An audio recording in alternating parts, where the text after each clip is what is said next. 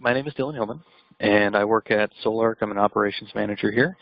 And today we're going to be doing a comprehensive overview of all the screens, a lot of the programming functionality, as well as some of the inputs and outputs on the Sol-Ark 8K.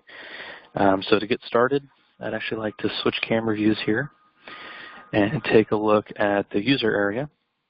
Just give you guys a quick walkthrough of the inputs and the outputs. So over here on the left, we've got your DC input. This is for your batteries. 48-volt input. It's internally fused. If you need a disconnect, a DC disconnect, you're going to have to install one of those separately. Here we have our two MPPT inputs. You have 2 strings per MPPT. So you have a total of 4 strings available to you, 500-volt maximum input voltage. And then here we have a bunch of our sensor inputs. We have a battery temperature sensor here. These two are CT sensors, so we can measure the power being produced in the home. Usually you'll install these at the top of the breaker panel for the customer. Then we have our rapid shutdown signal here, auto gen start signal, RS-485 and CAN bus for communicating with lithium batteries. These 2 ports right here are tied to each of those respectively if you have a BMS that's capable of communication. And of course, you know, your neutral, ground, and then our 3 breakers here. So this is our load output breaker, 50 amps. This is our grid input output. And the third one is called the gen breaker, but it's actually a very programmable breaker. This can be AC coupling input, generator input, or smart load output, which is a programmable output. And then down here, let's see if we can move the camera, we have a PV shutoff built in, as well as remote monitoring Wi-Fi dongle. And with that, let's take a look at the screens. So I'm going to just do a quick walkthrough on kind of a couple different scenarios here.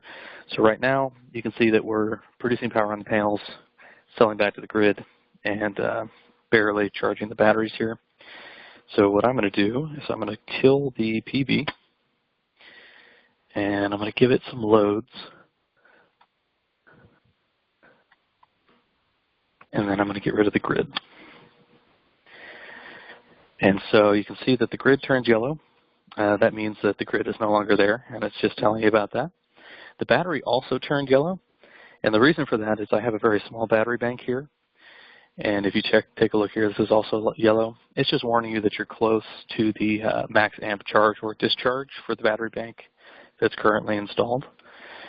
So I can actually turn PV back on. And once the PV starts producing again, it should actually take over the load. There it goes. And it'll start charging the battery, and it's still yellow because it's actually charging it back just as fast as it was discharging it a moment ago. And then I can give it the grid again here and get everything going.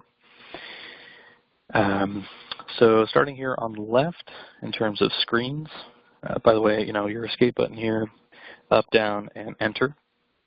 So I can go here to see some data on the production.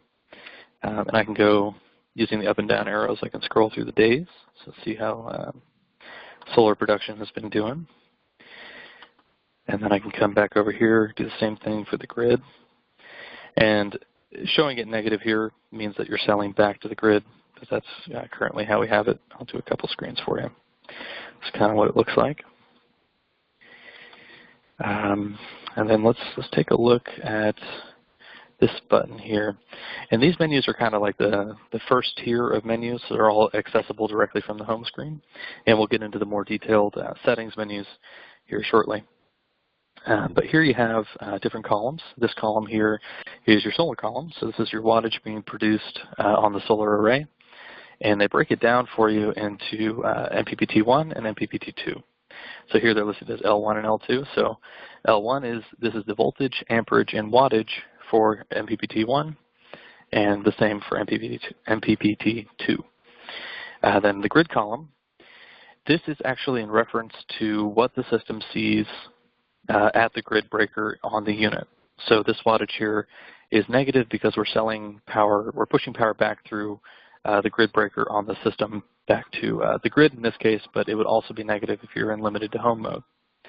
Hertz is 60, so that's the grid hertz there. And then again, you have your L1, L2 of the grid for your voltage here. Now this home right here, that's negative. This is actually the reading from the CT sensor. So this is negative as we're pushing back power. If you're in meter zero mode, this would be close to 0 if you have enough power to zero out the meter on the home. And then this LD right here is L1's portion of the load that's being pushed back to the grid here. And then same thing for L2 over here on the grid side. And then in the inverter column, this is how much power is being inverted, so being produced by the inverter in terms of watts. This is our output frequency from the inverter. And then again, you have your volts, amps, and watts per leg of the inverter, as shown here and here. Then the load column, you're going to have total wattage on the load breaker. This is all in reference specifically to the load breaker, which is usually hooked up to a transfer switch that acts as a kind of backup load panel or what have you. And again, it's going to show you the voltage and wattage per leg. This is a great way to figure out if you're balancing your loads appropriately or doing some load management, is to take a look at this screen. And then you've got your batteries over here, their battery information. If it is negative, like it is here, that means we're charging the battery. And if it's positive, we're pulling power out of the battery. Then you have the next thing on the menu here is the state of charge. We have a really cool algorithm that takes a lot of things into account to get this number, but that's easy for customers to understand.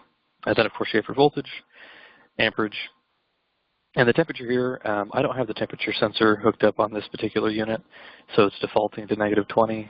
But if you install a sensor, you'll have the appropriate temperature there. And then lastly, these two temperatures down here, these are going to be, the DC temperature is the temperature of the internals of this unit that deal with the battery, and then the AC is the temperature of the internals that deal with the AC production. So that's going to be like PV conversion, selling back to the grid, generator, AC coupling, that kind of thing. So with that, let's see if anybody had any questions. No, we're good.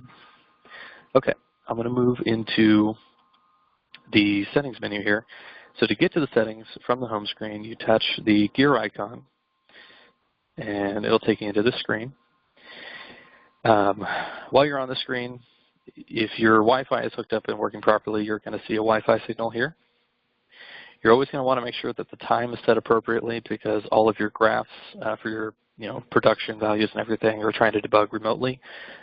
This time needs to be accurate for those purposes. And then down here, you have your software version settings. So your COM and your MCU version. So if you ever call in and we ask for your software version, this is where you can find it. And with that, let's go ahead and jump into basic setup. So here, you got some basic settings here for your screen, your brightness, of course. This auto dim feature right there, you want to leave that checked. You actually can void the warranty on the LCD if you don't leave that checked. That's just because the LCD is not designed to be on for 10 years straight. And then of course you can change how long it takes for that to turn off. By the way, in all of these menus, you can change whatever you want, but unless you press OK, it will not be saved. So I can turn this off and I can do whatever, but as long as I don't touch OK, it won't be saved. So let's go to the time here. This is real basic, set up your time. Please note that there is an AM PM function here. You want to make sure that you're using that, at least here in the US. Alarms and safety. So this is where you can adjust whether or not you're using arc fault detection on the unit, and if you do have a false alarm or something, you can clear it using this clear arc fault checkbox here. Make sure, again, to press OK to solidify that command. And we'll go over to factory reset here. Most of these you're never going to need to touch. Factory reset is exactly what it sounds like. That'll reset everything to defaults. System self-check, that's something that's used in production. As an installer, you most likely won't need to use that. Test mode, again, used in production. We use that here in the shop to do all our testing. You won't need to use that either. This, however, you may need to use. You can lock out changes to the unit by the customer. So if you, I believe that's actually required in some areas. If you need to do that, you can do the checkbox here, and you can say OK, and you can type in a password, and it'll make that password. It'll require that password in order to change any of the programming functions on the system from that point forward. So I'm going to go ahead and cancel that right now. So yeah, that's the system setup, the basic setup menu. And while I'm at it, I'm going to go ahead and just take a quick look at the system alarms here. I don't have any alarms on this particular unit, but if you did have anything beeping, or even it'll do historical records of any errors that have occurred, they will show up here, and it'll give you a code over on the left here. In the newest version of the manual that is available with all the new units, and if you need to get a new version, you can email us, we can send it to you. There's actually a chart that will tell you, you can look up what the code is, what the likely cause of that code is, and what the likely solution is, which is kind of nice. So let me go ahead and go back here. All right, so let's jump into battery setup. So battery capacity, this is going to be, the battery amp hour capacity for your battery bank. Just parallel series, go ahead and add that up, put that value here. Max amp charge, max amp discharge, exactly what it sounds like. Max charge rate, max discharge rate for the battery. For lead acid, we recommend doing about 20% of the amp hour rating for these values. Or if it's lithium, go ahead and use whatever is recommended by the manufacturer. You do have a temperature coefficient down here. It's preset for lead acid batteries. So if you have a lead acid battery, you don't need to touch that number. But if you have a lithium battery, go ahead and change that to 0 because you don't need to use that functionality for a lithium battery. Then over here on the right, these checkboxes, you can choose whether or not to display on the home screen voltage or percent battery. So right now I'm in percent battery mode, so if I go back to the home screen here, it shows a percent battery. Then of course, if I went to voltage mode, you can come back over here and it shows volts.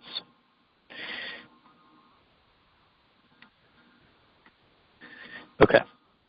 And then this no battery checkbox here, this is actually pretty important. If you're installing a system in pure grid tie mode and you don't have any batteries, the system will beep at you unless you check this box. That's because it's looking for a battery and it can't find it unless you tell it that there's no battery. It'll also beep at you if you're adding batteries to your bank or you're doing some kind of maintenance or you're swapping your battery. If there is no battery at any time and this box is not checked, the system is going to throw an alarm at you. So that's what that is. This BMS lithium battery checkbox here, you'll need to check this if you're using a lithium battery that has a BMS that is trying to communicate with the Sol-Ark via CAN bus or RS485. And this number on the side here, that's actually the address of the BMS. You can check for what the address is on the BMS itself. It'll tell you on the battery, so you'll be able to figure that out. And then lastly, there's an activate battery down here. If you check this box and press OK, a lot of BMSs have to be woken up by applying some voltage to the BMS. And you can do that. You can wake your battery up by pressing this, checking that box and pressing OK. So that's kind of what that's for. And I think that's it for the batteries. So let's go ahead and go to the charge menu here. So here on the left, you've got this nice little area here. We're in percent battery mode, so we can change the percent. If you were in voltage mode, you'd be able to change the voltage. But essentially what's going on here is this is the start percentage and the amps. And for right now, we have the grid charge box checked, which means that if you charge from the grid, you're going to limit the power that you pull from the grid to charge the batteries to this amperage. It is always superseded by the settings back in this menu, so it'll never cook your battery. But you can change it here if you wanted to charge at a different rate from the grid. Or most often, it's usually used whenever you're using a generator, so that when you hit this state of charge, the auto gen start signal is going to be triggered to turn on the generator and it'll limit how much it charges to that amperage. That way, if you have like a a smaller generator, you're not overloading it by charging too much at a time. So that's that. Over here, you've got your battery charge settings. So float, absorb, equalize, all that's here. If you're using a lithium battery, do change this to 0. That way it'll never equalize your battery because lithium does not need to be equalized. If you do want to equalize your battery though, you can set the voltage here. It'll do it every so often as programmed here, a number of days, and each time that it does it, it will do it for this amount of time. And if you're off-grid, if you're wondering if you don't have enough power like the day it's scheduled for to actually do a proper equalize cycle, it will, the system's just going to wait until it does have enough power. So it'll keep trying the next day until it successfully equalizes, and then it'll restart the timer.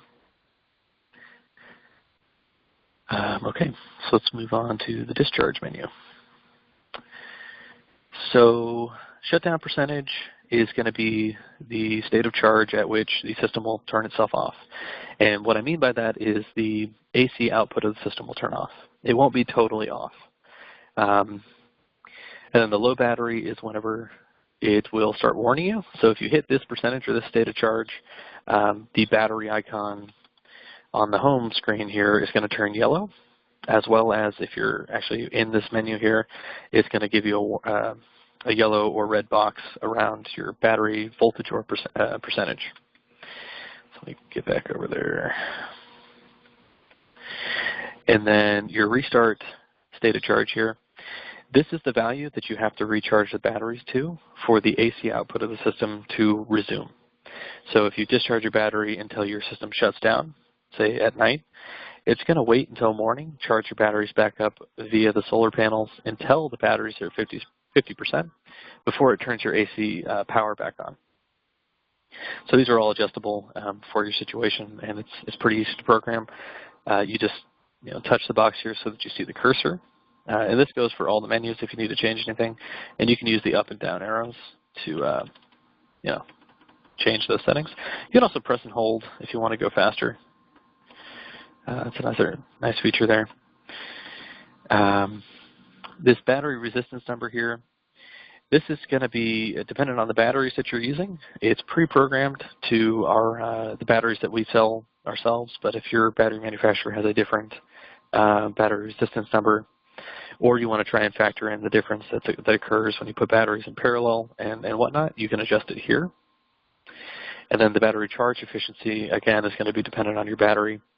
Our PCC 200s are 99% each way, so 99% charging, 99% discharging, so round trip is actually 98.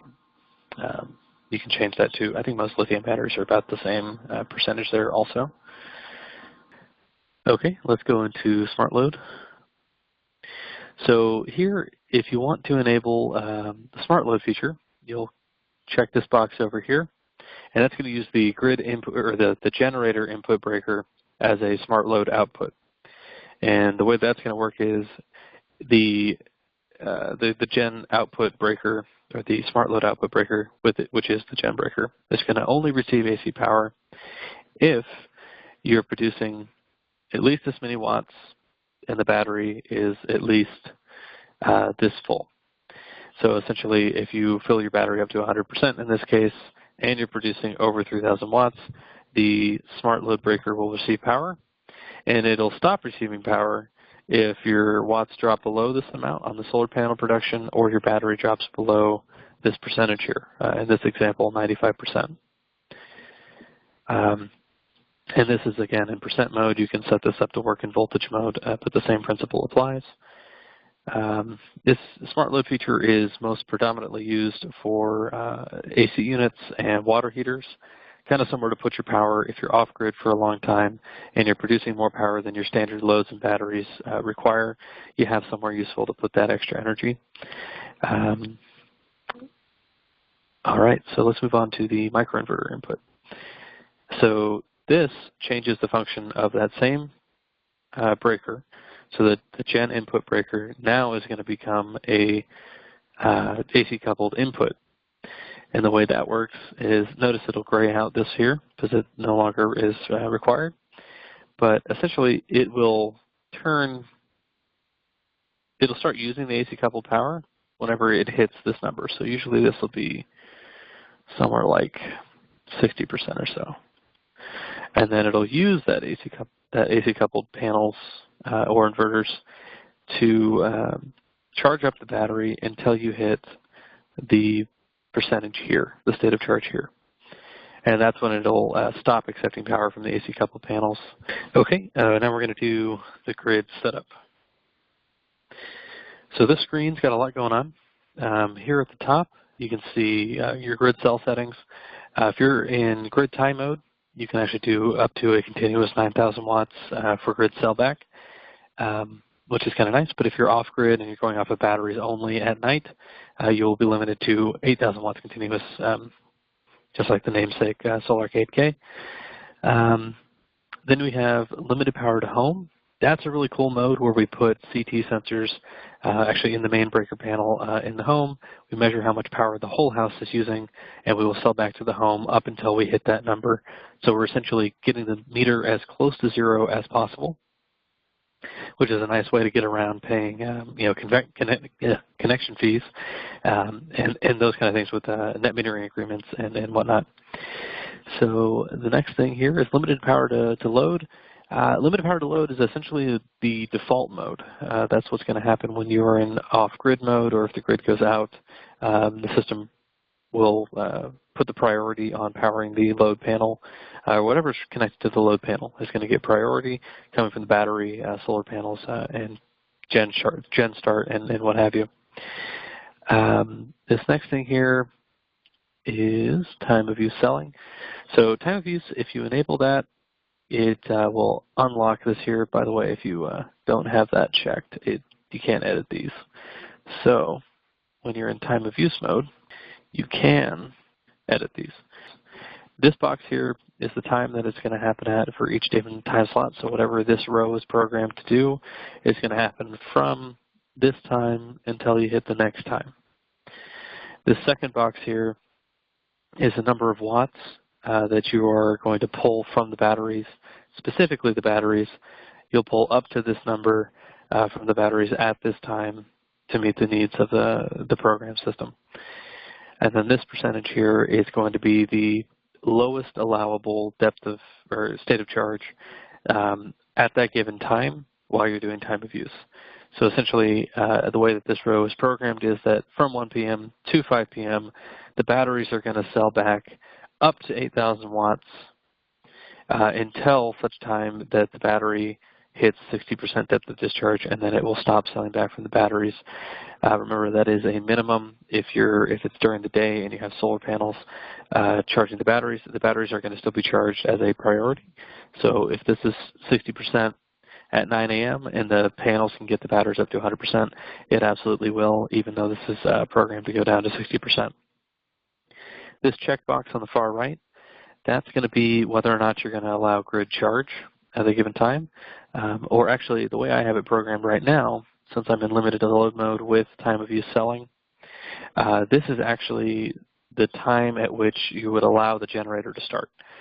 So if you hit the program start voltage at 7 a.m. or something, in this example, it won't actually kick the generator on until 9 a.m. because unless the checkbox is here, the generator is in essentially quiet mode. So you don't get woken up too early in the morning if you're off-grid for a long time. Now, most folks are going to be in grid cell mode and limited to home mode instead of limited power to load mode. So in that case, this checkbox actually means when you would let the batteries be charged off the grid. So if you have a checkbox here and you drain your batteries, say you let your batteries get to 50% the previous row, and then you have a checkbox here with 60%, it's going to use the grid to get the battery back up to 60%. And then anything over 60% will have to be done by the solar panels, the way that it's currently programmed.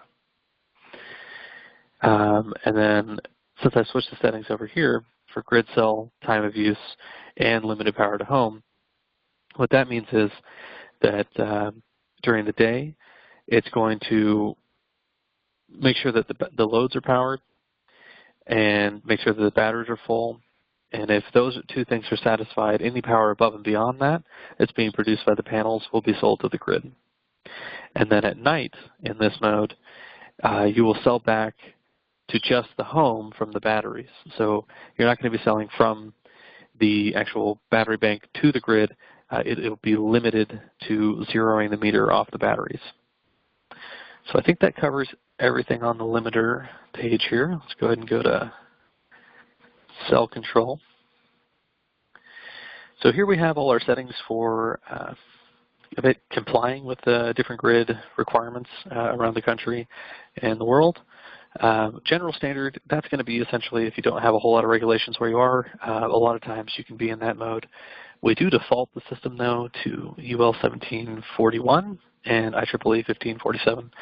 That's your standard, NEC 2017 requirements. Most states, you'll do that. If you live in California, of course, we have Rule 21 compliance that can be enabled by checking this box. And if you need UL 1741 SA, you can do that here as well. Power factor, if you need to adjust that, you can do it here. I don't think most folks need to do that, but usually it's the island installs that require that. Grid reconnect time, I have it set really short right now because I'm doing a demonstration, but usually that's about 300 seconds. So yeah, just go to grid input. This screen, 99 times out of 100, you're not going to need to change anything in here. But this is where if you needed to change the output frequency or the output voltage or style of the system, you can do so here. Also, actually, if you needed to do light commercial for your application, you can change it to three-phase mode here. And the way we do three-phase power is we actually do 2 of the 3 phases at 208 with the appropriate 100-degree offset, 120-degree offset. So it'll work fine for powering 3-phase loads. You can sell back to the grid in a 3-phase application. So that's how you set it here. These values over here are just going to be your grid values for the voltage range that you're expecting to see from the grid. And then the hertz here, you may need to adjust these numbers if you're using a smaller generator that puts out relatively dirty power. If you widen this range, usually it's to about 65 and to about 55 or so. That can improve the Sol-Ark's ability to lock on to the power being produced by a small generator. Those little backup generators usually have some pretty dirty power. So that's one of the things you can do. Okay, so that's it for that screen. Let's go over here. These settings are used if you're going to be in Puerto Rico or I think it's Kauai, some parts of Hawaii. They use these settings. It's going to be, we have examples on what to put these values to if you're in those areas and require these settings to be changed. So please refer to the manual for your area if you're required to do these. They're essentially compliance settings. Same thing over here with the power factor. If you're required to change these, please refer to the manual to see what numbers to put in here for your area. And if it's not in the manual, please refer to the local energy provider for what these settings need to be. Okay, I think that covers everything there. Some quick tips. There's a couple of cool things you can do. If you want to test out your wiring whenever you're doing an install on a system and you want to make sure that your smart load is working, you can actually press and hold the light bulb here for 5 or 6 seconds, and it'll force the smart load to turn on. In this example, it's already on because I'm producing quite a bit of power, but you can force it on to test your circuit, make sure that everything works. It'll stay on for about 4 hours, and it'll turn itself back off, but it's nice to have. It's pretty handy. Also, if for some reason the screen ever locks up on you, you can press and hold the escape button here for about 5 or 6 seconds, and that'll refresh the screen, and it'll usually fix any issues that you're having if the screen locks up for some reason. And with that, I think that covers all the screens. So I'd like to open it up for questions. Let's see if I can you guys want to type in your questions into the chat if you have any, or I can actually go into, see if I can go into Q&A mode.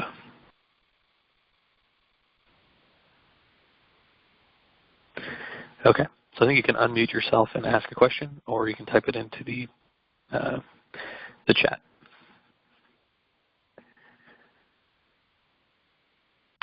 If the system is beeping, how do you silence it?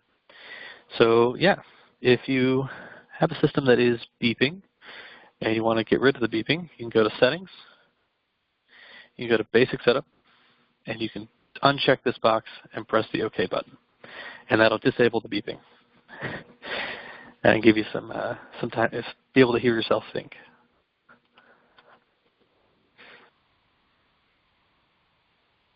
Also, another note, you do want to make sure that you strip back the wire plenty whenever you're inserting it into the PV inputs here. That's a pretty common problem, is if you don't strip back the wire enough. I think it's about 5/8 of an inch that you need to do to get it in there to make good contact. So you'll definitely want to do that. What is the total amp hour of 8 each 160 amp hour bank you sell?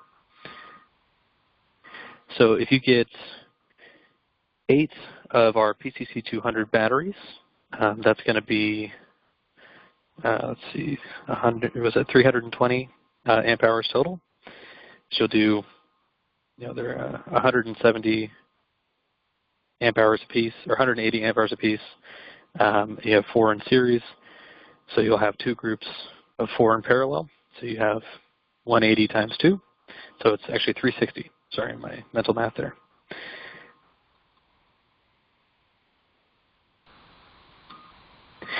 All right. Is the smart load on when on the grid, then goes to settings when grid is down?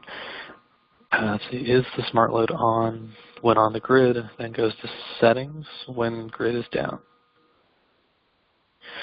So when the grid is up and the battery is charged to the appropriate, or whatever you have it programmed to for the minimum, which is likely if you're on grid, you can make it so that it's always on when the grid's up, because you can turn the required solar panel wattage down to 0, and then your smart load is going to be on whenever the grid is up.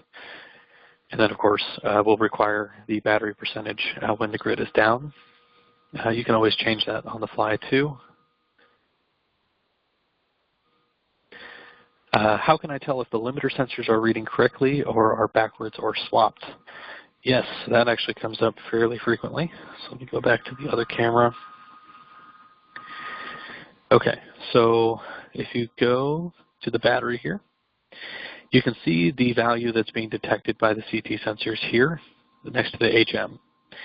So if you're not selling back to the grid, this value should be positive. And if it's not positive, whenever you're not selling back to the grid, you don't have any other PV systems on the house that might make the meter go backwards, that means that your CT sensors are installed incorrectly.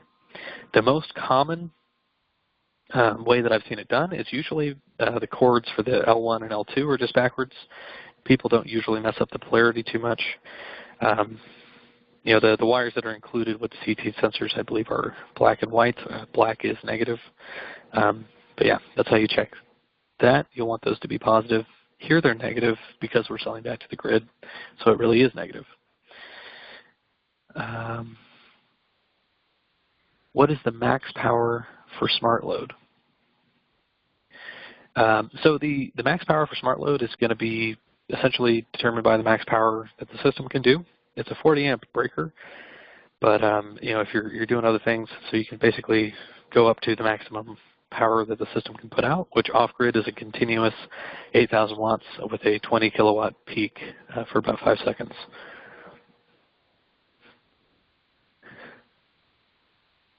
Does sell back to the home move power through the input from grid breaker in your main box? Okay, so the way you sell back to the home is whenever you are connecting the system to the main breaker panel in the home, you'll put that 50 amp double pole breaker at the bottom of the load panel, and that's going to be our input-output for the system. So we'll pull from the grid using that breaker, and we'll also sell back to the main panel using that breaker. which is part of the reason it's so important to put it at the bottom. Okay, what happens, what does it mean when the PV is showing up as 0? So if this PV is showing up as 0 volts, that means that your PV, you're hooking up the panels backwards more than likely. Well, actually, there's two things that might happen. Either you have the panels hooked up backwards, or you forgot to turn on the PV disconnect breaker that is actually on the bottom of the system right here. I've had that happen a couple times. In limited power to home mode, does the 8K also power loads not on the transfer switch during a grid down scenario? No. When the grid is down, only the things hooked up to the load output breaker are going to receive power. Well, I guess you could also get power from the smart load breaker if the prerequisites are also fulfilled. If you see an exclamation point above the battery, that is usually one of two things. You either have a lithium battery hooked up and you haven't told the system it's a lithium battery, and that'll give you an exclamation point right here, or you've hooked up the batteries at a voltage that is above our rating. So if you had like a 70-volt battery and you hooked it up by accident, this would turn yellow, and you'd get an exclamation point right above the battery. Okay. If there aren't any other questions, I think we can go ahead and call it a wrap. Our website is Sol-Ark.com. If you guys have any questions, feel free to visit the website. We will be recording. I think we recorded this webinar, and it'll be on YouTube hopefully in a couple days here. Please subscribe for more information. And we also push out regular webinars in the future, so keep tabs on that if you'd like to see more.